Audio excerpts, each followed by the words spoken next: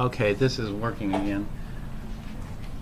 So we're covering the chart method. The first step is inventory. The second step is in the Bronsted method, is to identify acids and bases using the chart. Well, what we're going to do is we're going to use the chart to identify, rather than acids and bases, we're going to identify oxidizing agents and reducing agents by just looking at the chart. You know, if it's on the fluorine side, it's an oxidizer. If it's on the lithium side, it's a reducer. And so we'll ID those. And then after IDing, then we're going to determine. Actually, I'm going to compress this into fewer steps. What we'll do is we'll react the strongest OA present with the strongest RA present. And so we'll take the strongest oxidizing agent and the strongest reducing agent and react those together. But in the Bronsted method, what we do when we react the acid and the base, we just move a hydrogen plus from the acid to the base. In the redox, we do it a little bit different. The way we react these together is by adding what we call half reactions. So I'll give you an example of how we add half reactions. There's some additional steps involved here, which I'm not going to get into just yet. We're going to use the half reactions to determine the OA and RA in the reverse reaction. We need that to do step 5, which is to determine the driving force. The driving force for redox is we want to go from stronger OA and stronger RA to weaker OA and weaker. And so we're just going to go from stronger to weaker. That's it. This would be the driving force.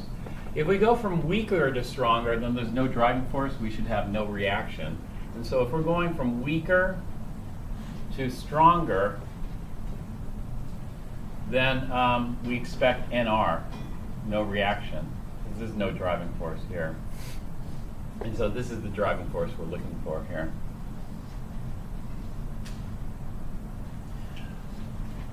So this gives us an alternate method. In fact, this method is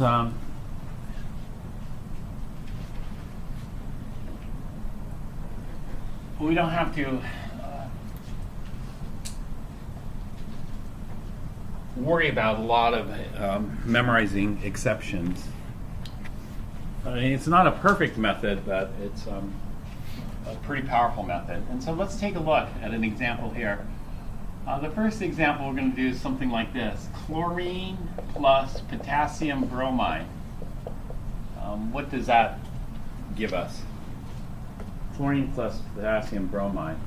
Well, you would say that this is single replacement. This is an A plus BX. A plus BX is going to yield AX plus B. And so what do we expect? We expect AX, which would be chlorine bromide, and B, which would be potassium solid. How does that look to you? Does that look right? It's not right. This is not right. This is the wrong. And so why did single replacement get it wrong? Well, single replacement got it wrong because single replacement assigns roles. And the roles it assigns, chlorine should be A should be the reducing agent, B should be the oxidizing agent, and X should be the spectator. The problem with single replacement is when the participants do not want to play their assigned roles. So you tell A to be a reducing agent, but does chlorine want to be a reducing agent? No, chlorine is a very strong oxidizer. And so this is totally misassigned. Whereas potassium ions, you know, if you're chlorine, are potassium ions a good oxidizer? People eat potassium ions in bananas. Are they a good oxidizer? No, I mean, not at all. And so there's a big problem here. Chlorine does not want to be a reducing agent. And potassium ions are the second weakest oxidizer on the chart. If we take a look at the chart here,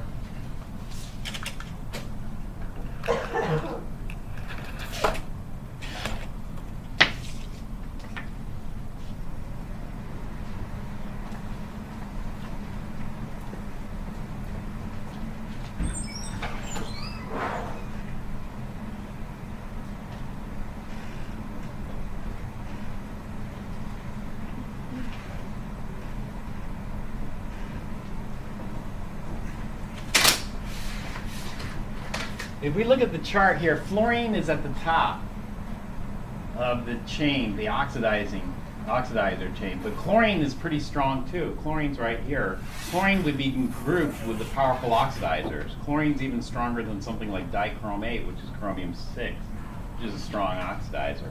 And so chlorine is a powerful oxidizer. And so there's no way that chlorine's going to want to be a reducer. In fact, chlorine doesn't even appear on the reducing side. There's chloride here. But chlorine is even much worse than chloride. Chlorine would be even worse than fluoride, the worst one on the chart. And so that's wrong. And then when we compare chlorine with potassium ions,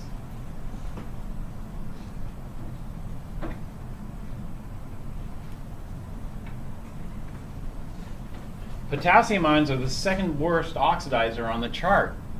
And so why does potassium ion get the role of oxidizer and chlorine doesn't?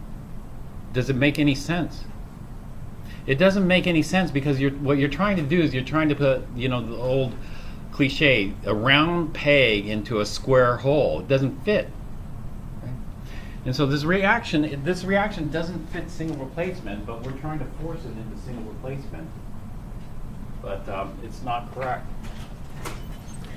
And so how do we let the chemicals play their preferred roles? How we let the chemicals play their preferred roles is we don't force them into roles. We just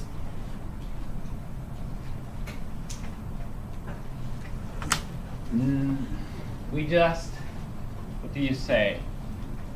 Allow them to behave like they would behave. And so that's the chart method. The chart method is we're just going to figure out how they want to behave, and then we'll pick the strongest oxidizer and the strongest reducer and then react those two. And so the best thing to do with this particular equation is to use the chart method. And so we got chlorine plus KBr. Step one, inventory. So when I inventory, I got chlorine, I got potassium ions, I've got bromide ions, and I have one more species. What is it?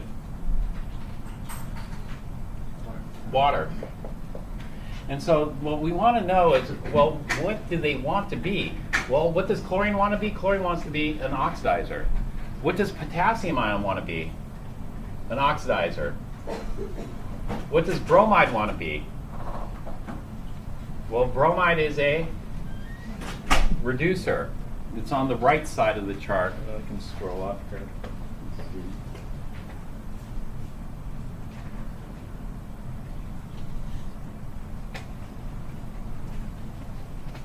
Yeah, bromide's not that great of a reducer, but it wants to be a reducer.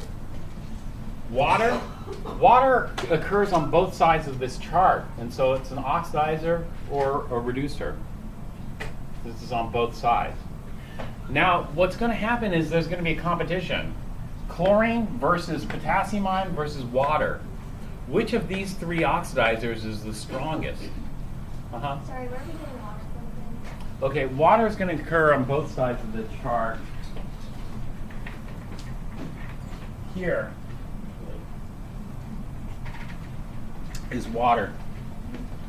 And so water can be a reducer. So if I take two waters and go backwards, then it loses 4 electrons and it forms an O2 and 4 H pluses. So that's water giving up electrons. But in this particular equation. Whereas water in this particular equation, this is aqueous. Okay. And so that's where it comes from. There's always water present if there's aqueous solution. And then water can occur as an oxidizer as well.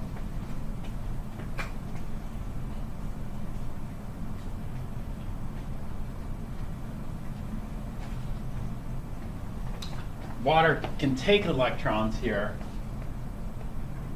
So water can either give up electrons, be a reducer, or water can take electrons and be an oxidizer. And so what we're doing here is we're just going to let them play their respective roles, and then we're going to select the best. Which one of these is the best oxidizer? The best oxidizer is going to have the best chance of reacting. So the best oxidizer is going to be the one that's closest to fluorine or lithium.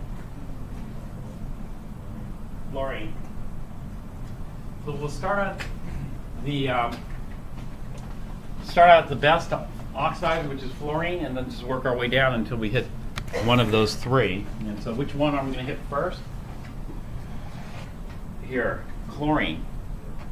And so chlorine is the strongest oxidizer present. And so in single replacement forced potassium ions to be the oxidizer, but it's not. Chlorine should be the oxidizer if there's a driving force. We still don't know if there's a driving force. What's the best reducer present? The best reducer, well, is lithium. And so which one of these is closest to lithium? So we'll start out lithium and then work our way up until we see either water or bromide.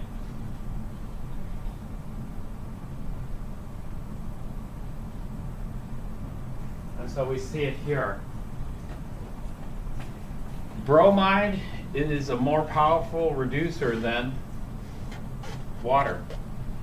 And so the most likely reaction is going to occur between the strongest oxidizer and the strongest reducer. We don't know if a reaction is going to occur because we need a driving force. This is the same as the acid-base. In acid-base, we just figure out which species like to act as acids, which species like to act as base, and then pick the two strongest, the strongest acid and the strongest base. And so in this case, the most probable reaction will be between chlorine and bromide. But how do we react these together? In an acid-base, all we do is transfer the H. We move the H from the acid to the base. In this one, what we have to do is this.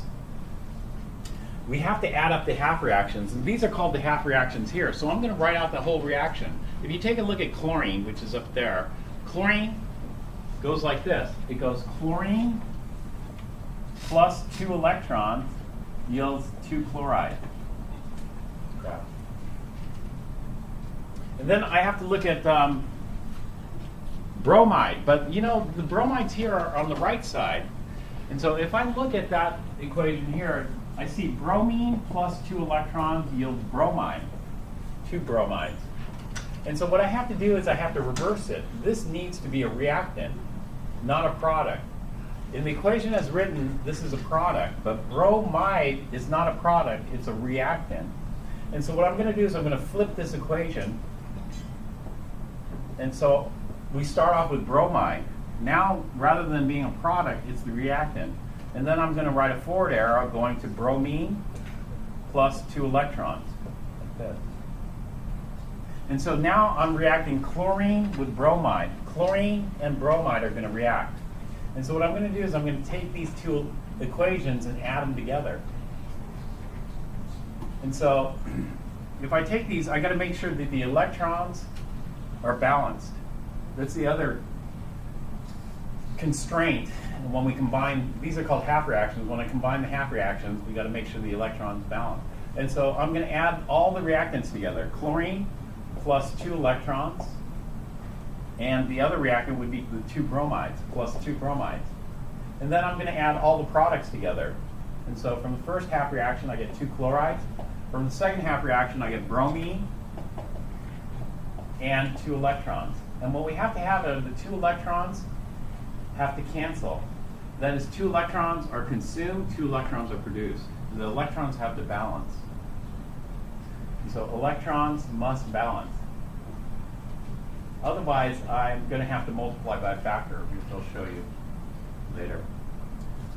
All right, then what we're going to do is we're going to use the half reactions to determine if we reverse these. So for example, going forward, chlorine's the oxidizing agent. Going backwards, chloride would be the reducing agent, because if we go backwards, it's losing electrons. So this is the reducing agent. This is called a conjugate pair. This is an oxidizing agent, reducing agent. The same thing here. Bromide is a reducing agent. That means bromine has to be the oxidizing agent, which it would be if we're going backwards. If we're going backwards, bromine takes electrons to do this. The reason why we do there is so that we can assign these. So chlorine's the oxidizing agent, bromide is the reducing agent going forward. Going backward, chloride is the reducing agent, and bromine is the oxidizing agent. Okay, now we can determine driving force. If we look at for the driving force, we want to go from stronger to weaker. So we compare the two oxidizing agents, chlorine versus bromine. Chlorine versus bromine. Chlorine's up here, bromine's down here. So which one's stronger? Which one's stronger? Chlorine's stronger. Chlorine's closer to fluorine. And so this is a stronger oxidizer, this is a weaker oxidizer. Because of the conjugate relationship, the reducing agents have to follow the same order. That is, bromide here is going to be a stronger reducer than chloride. It has to be because they're flipped. And so this is going to be stronger to weaker. And we have driving force here. There's one final step. The one final step I forgot to write is simplify. Get rid of the spectator. So we're going to have chlorine plus 2 bromides yields 2 chlorides plus bromine. And we have driving force for this, which is going from stronger to weaker.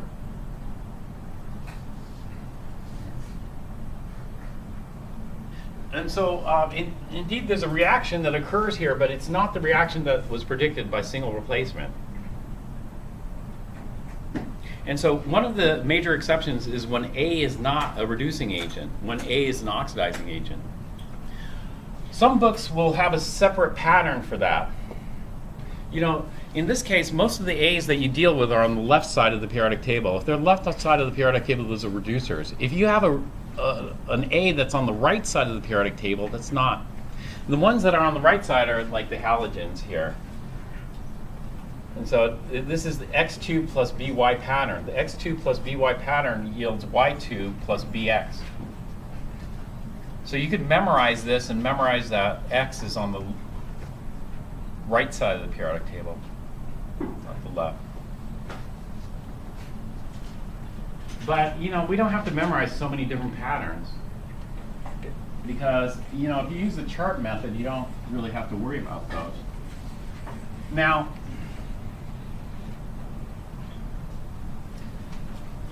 the next example, I'm just going to do 3 examples. The fourth one I'll leave to you guys. Would be this. Let's take copper metal plus HNO3. What's HNO3 called? Nitric acid. Copper metal plus nitric acid. Nitric acid is a special acid. Nitric acid we give a name for. Nitric acid is called an oxidizing acid.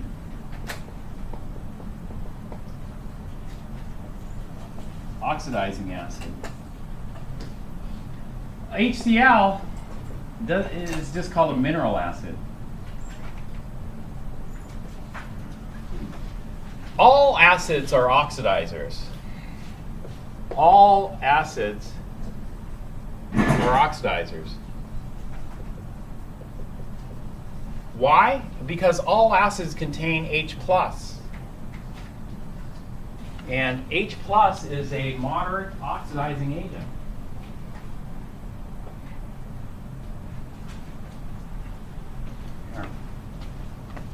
And so we can see it here. H+ is a moderate oxidizing agent.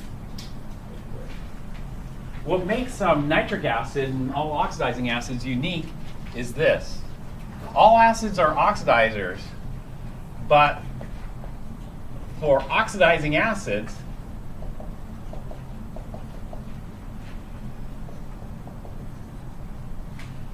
it's not the H plus that's doing the oxidizing. It's the anion X that's doing the oxidizing.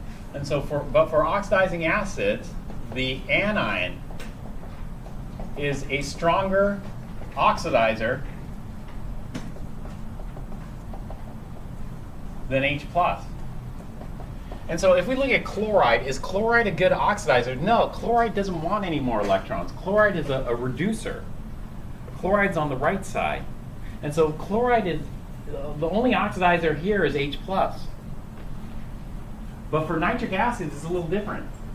Because here we have H plus, and then we have to look at the anion, nitrate.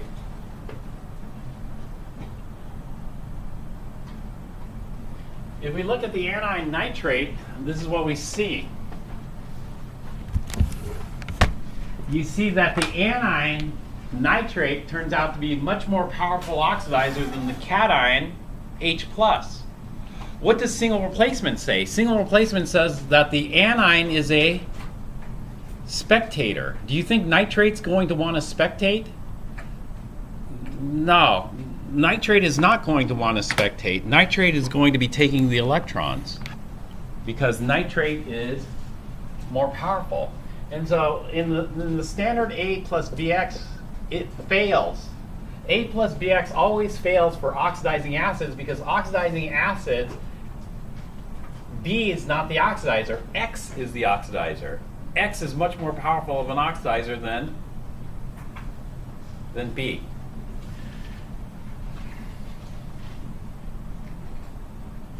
So how do we do this? Well, I don't want to memorize a pattern because, there are a number. We'd have to memorize a unique pattern for each oxidizing acid. There are more than one oxidizing acid. This is one oxidizing acid. That is nitrate, and H plus makes nitric acid. Nitric acid is one oxidizing acid. What's another one? Well, sulfate and H plus makes sulfuric acid. That's another oxidizing acid. That would have a different pattern. Oops.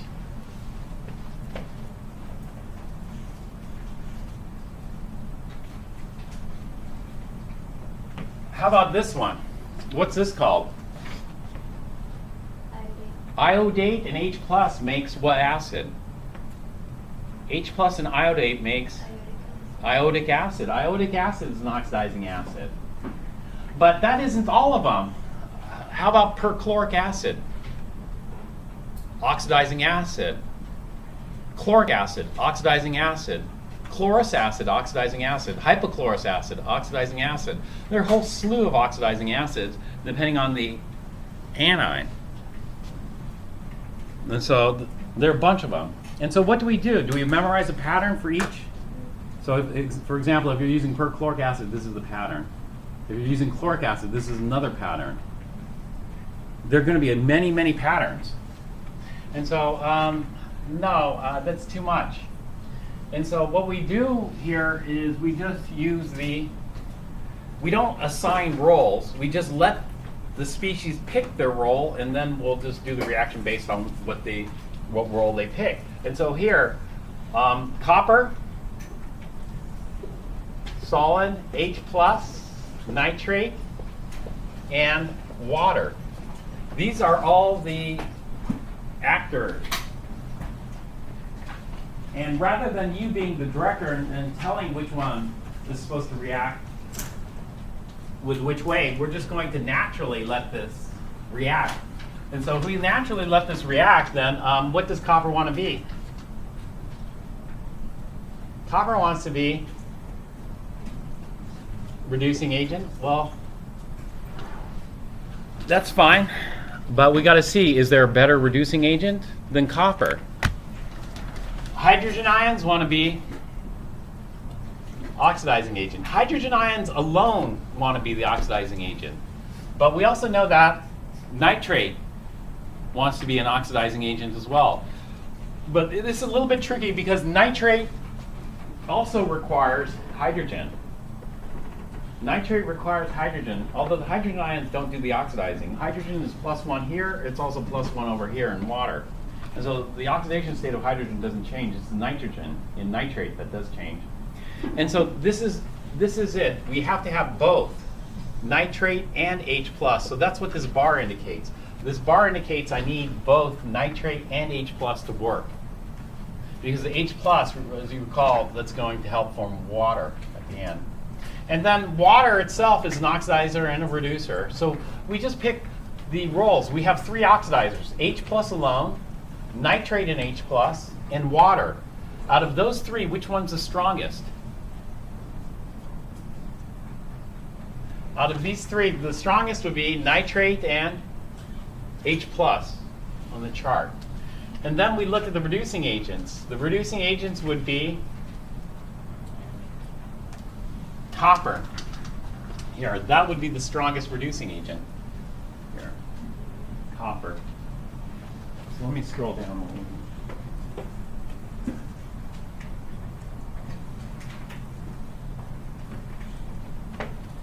Copper's here, water's up there. And so this is the strongest reducer. The nitrate and H+ would be the strongest oxidizer. And so why don't you try to figure out